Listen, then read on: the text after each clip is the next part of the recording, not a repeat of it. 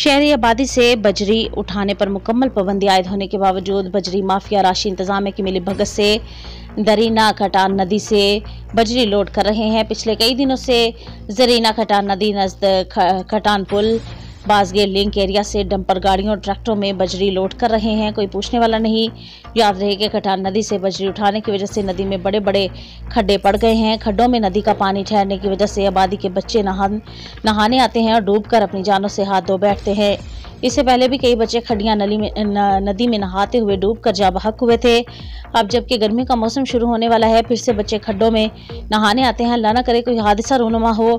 अहलियान जरीना खटान ने deputy commissioner Khuzdar से पुरजोर अपील की है कि खटान नदी से बजरी उठाने पर पाबंदी लगाकर सख्ती से अमल दरामद करवाया जाए ताकि हम सुकून से रह सकें। मुंजानिब अहलियान जरान खटान।